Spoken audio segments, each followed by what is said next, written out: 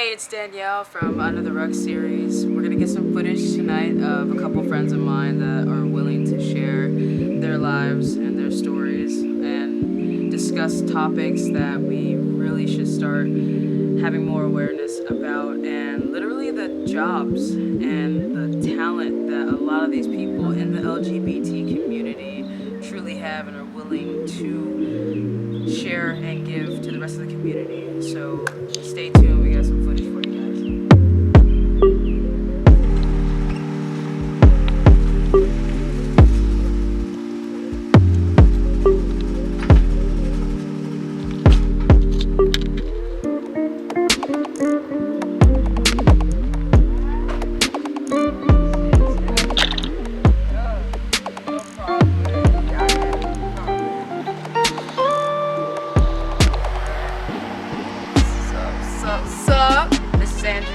Hello. Andrew. Yeah. Left on, I believe it's either Silver Pine or something Pine. So where are we headed right now, Danny? Alright, right now we're going to be driving over to Nikki's house. She's an artist. We're about to get her story. I'm with Keisha right now, who also does KP Productions. And right now we're going to get her to talk a little bit about pretty much a little bit of KP Productions. We did actually have an encounter before too, which is kind of funny. So we do kind of know each other, and yes, it's actually destined. So we here to collaborate. Tell me how KP Productions started out. Okay. How you started everything. Well, it started from the beginning. I started playing with the camera all the way 2000, early 2000.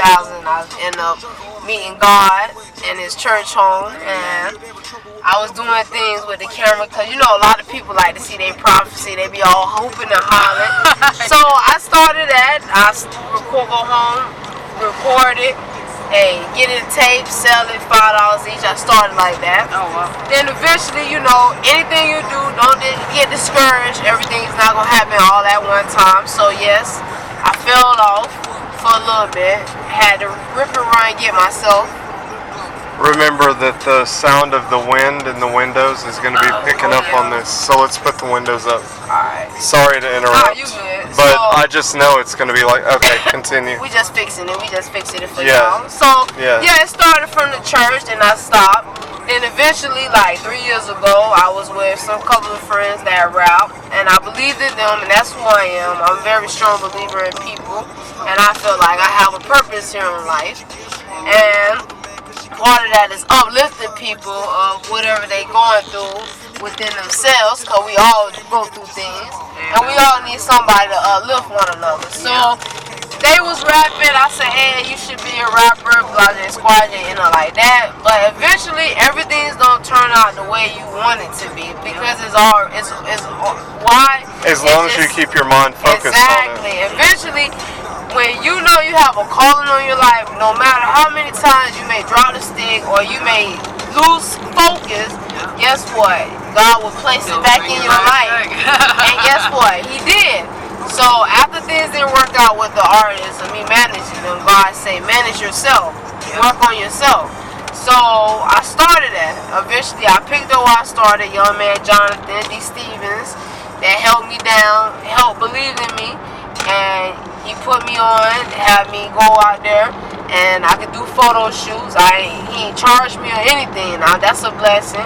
And he helped put me on corners, and I was doing that. Then I got picked up from a homegirl, Marjorie. She's an artist as well. Go check her out on SoundCloud. And you pushing for it for no reason sometimes. So that's what I did. So now I met Danielle at Tattletales. And she called me out. She's like, what's your name? And we linked up and got each other Facebook contact. And next day, she was like, what you doing? I was like, nothing. She's like, well, hey, let's link up, let's collaborate. And that's why we're here now. And we're going to take this shit for a motherfucking hurricane in 772. You know what I'm saying? And all over Florida. But first we're going to hit 772. All over Florida, and then all over the country, and then all over the world. Nationwide. That's what we're doing. Whatever you do, don't ever think small. small of anything of yourself or any idea. Think big. This message is going to be heard around the world at some point. No matter what it may look like, because that when it look like it's a shitty situation, but you got a dream. Guess what? That dream is everything. It brightens up the shitty moments of your life because nobody can take that away from you. So eventually, all you gotta do is keep going, and God will set things up for you and line things up for where it's for you and only for you. And that's where I'm at. I've been saying that shit 2 years ago that this my year. You know what I'm saying? I just got the job at AutoZone, so that's job number, you know what I'm saying, 2 going on 3. Congratulations. You know, because one thing you gotta believe, when you believe, that's part of faith. You gotta fall back and let God take the steering wheel. Yeah. So therefore, that's who I am, Keisha Perry, aka KP Production. You'll see more of me with Andrew the crew. Hello. What's up, Oh my gosh, what's up, man? It's good to see you in a dress. Hey, looking good there. What's up? So can we come inside? That shit funny. I know, right? Hey, I'm back. I'm with Nikki. She lives in Jensen Beach. She's a local artist, and she's gonna give you just a little story about how she came out and how life is now. So, you wanna start us off a little bit? Alright, my name's Nikki. I grew up here in Jensen Beach, Palm City, Florida. I'm a little bit older. I'm 34. I came out of the closet when I was 21. I came out to my parents, and I had a girlfriend at the time. We were together for 5-6 years. I mean, back then, it wasn't that far back then, but it was pretty hard to come out of the closet. I lost a lot of friends. It was hard for my family to deal with. My dad's a pastor, and my mom, we just grew up a little different, a little old school. So, like, how did they react to you coming out, though? Like, what was the scene like, you know what I mean? Like, what was, Well, I came home with a hickey, and my girlfriend had a hickey. And my mom's like, you both have hickeys? Are you girlfriends? She just, wheedled it out of us eventually. Oh, wow. So, they were okay? I mean, yeah, they're okay with it. It's hard. I mean, I'm the only child. My parents wanted to have children one day. And, it's hard. I mean, I'm like the only kid. I'm like their daughter and their baby girl, so. Yeah. Have you ever had any instances where religion kind of went against the whole gay lifestyle? Like, you ever had to deal with that? Yeah, of course. I think every gay person has to deal with that. Most religions don't really, support the gay agenda. It's not really, it's kind of like a hot topic nowadays in the news. But meanwhile, you always have to think, if you're a Christian, everybody's a sinner. So you can't judge me because of my lifestyle, because your lifestyle is just as bad. True. Alright, so, I mean, any last words you can tell anybody right now who's struggling with trying to accept their identity as being LGBT community, basically?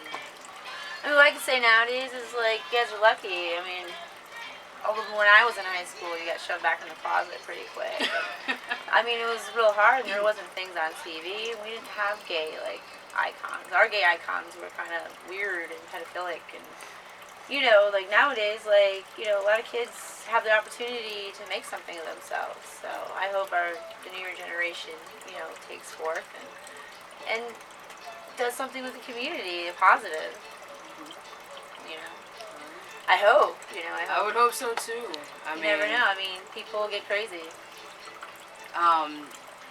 Right now, I mean, I am here where Nikki lives, and I kind of wanted to get a little bit of the shots of the art that she does in the local area of Jensen Beach. She is an artist. She paints. She draws.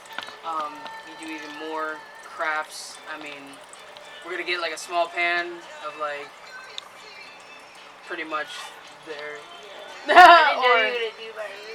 No, I mean just a few things. I mean, just the innocent objects. No, just the Okay. Just wanted to show that she is a local talent around here. So getting a perspective over here really means a lot to us doing this under the rug. But definitely stay tuned for some more footage. Thanks for watching.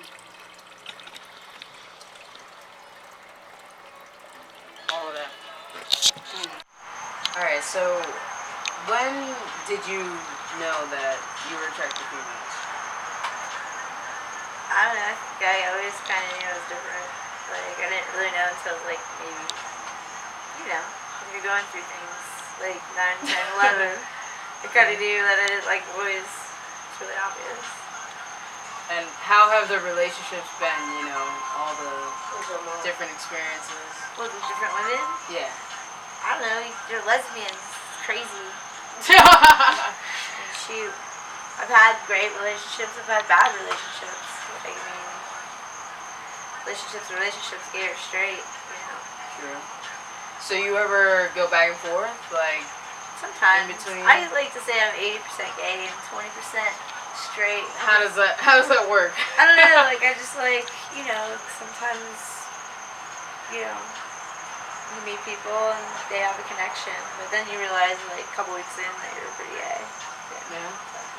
So we seen you in a dress tonight, and you changed up a little bit. What was the special occasion for the dress? I was down at the Jensen Beach Historical meeting at my father's church because we are inoculating our house to be historic. The church is historic. We're really into like a lot of local things, like preserving the waterways in River Lagoon. We're really into like feeding the homeless, feeding people that are in jam. We've been doing it since like World War I. Even before that, the church has been around a very long time. And, you gotta like history. You gotta know your roots. How long have you been actually helping out the church? Like, how long has this whole church influence been in your life? I grew up in the church. I grew up Southern Baptist, so I was a youth minister when I was younger. Really? I grew up in the church, but we all struggle with our faith. Like, I'm not gonna say I'm really religious, and I'm not gonna say I'm Gnostic, but I do help out at the church a lot. Like I said, I lived next to the church for a long time, for at least 6 years. I had a business, a non-profit organization. We give back, donate to the church, spend a lot of time at the church. The church is a community, it's a family. You take care of each other, you take care of, you gotta do what you gotta do. Every little bit helps. So, if there could be any input on the support in the local community of what we could be doing more towards the LGBT, like, what would you suggest could be put forth? Well, I feel like, there's not really much of a community in Martin County. There is. They're starting to grow, of course, in the city. We do have a large number of, gay people, but there's no real... Like, if you go down to West Palm, you see little centers, little teen centers and stuff like that for, people or kids to go to, talk to, counselors. You don't have a lot of that around here. This is a very right-wing area, and, you just don't see the outreach like you should see. And, I think a lot of young gay people need to be more informed of what's going on in the world today and their surroundings and what's going on in their communities and, social media. They should really, learn what's really going on in town. Get out there and help. Don't say there's no church that's going to accept you. We're always willing to accept you. My dad's church accepts gay people. Exactly. Our deacon is gay. Only church I know so far right now in Jensen Beach, actually, the only one that accepts gays. Is that the church that you were attending? Yes. That was a church that I was doing Millennial Nights out of too. So through Nicky, I was able to do that, which is why it's a big help to get her perspective on this whole thing. Yeah, we're very thankful for your interview and your perspective. So thank you very much. Help, definitely. So I'm not sure if you wanted to close out on anything specific, but we are very grateful that you took time out. So thank you. Thanks a lot, Danny. Love ya. Love you too, girl. All right. Stay tuned, guys. Thank you. That was good.